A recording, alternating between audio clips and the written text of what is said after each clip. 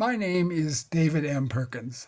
I'm pleased to be a part of Poets House and doing a workshop in November for Poets House called The Art of It All, where we'll be examining the shrewdness of poetry, the craft and tools and the magic tricks that lift lines out of prose into poetry. I hope some of you will join me there.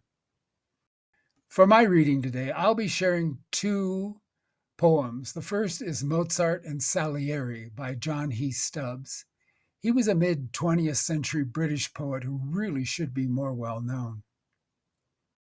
He always prefaced this poem by saying, "The story that Salieri poisoned Mozart is probably not true," but it was an excellent conceit from which to launch this poem. And the second will be from my newly released collection, In From Forever. Mozart and Salieri. Salieri encountered Mozart, took him friendly by the arm, and smiled a thin-lipped, ambiguous smile. This was Italian charm.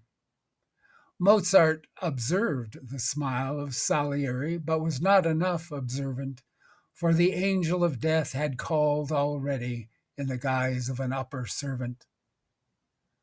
"Maestro," said Salieri, "dear maestro, it is happy that we met. We'll end this sharp boy's tricks," he thought. "He'll not get by, not yet. And as for that post of Kapellmeister, we'll do what we can do." But something black within him whispered, "He is greater than you. He is great enough to oust you one day and take your place at court." Not if Salieri is Salieri, Salieri thought.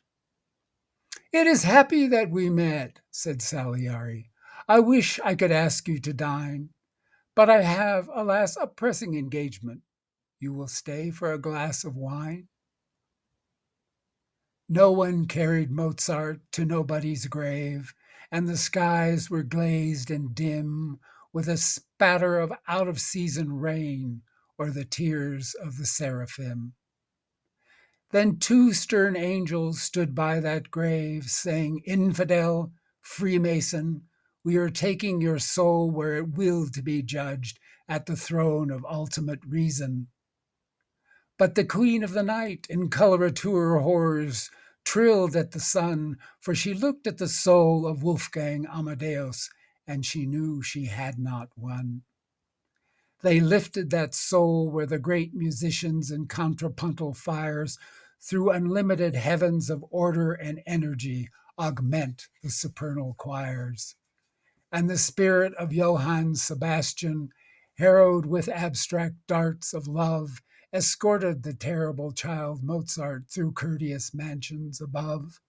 And hundred-fisted Handel erected great Baroque arches of songs as the cherubim and the seraphim bandied Mozart along.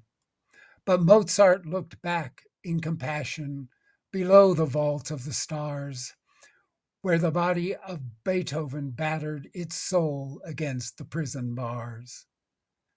Successful Salieri lay dying,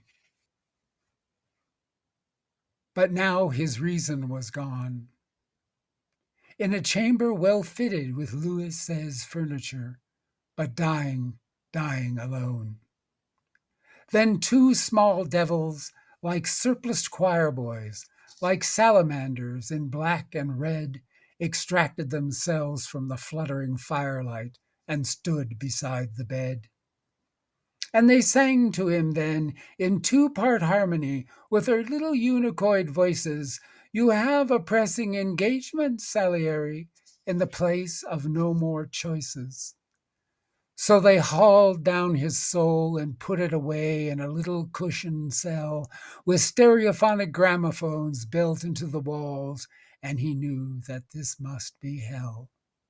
Salieri sat there under the chandeliers, but never the sun or the moon, with nothing to listen to from eternity to eternity but his own little tinkling tunes. Mozart and Salieri by John Heath-Stubbs.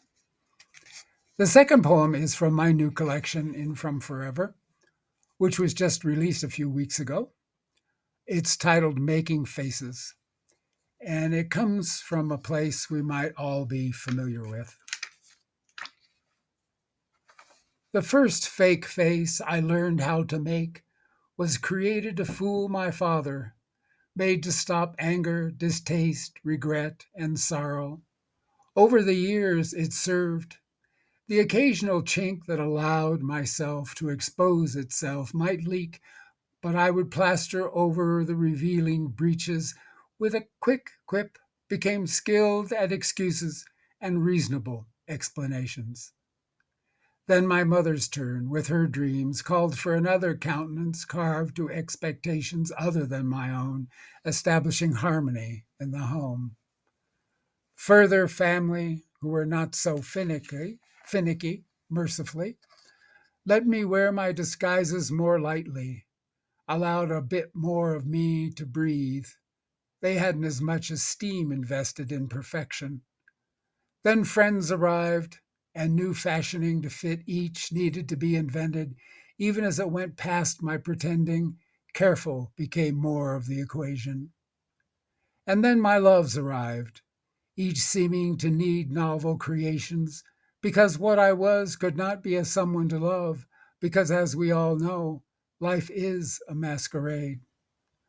I was, as ever, buried deep inside myself and knew that I was my only trustworthy friend.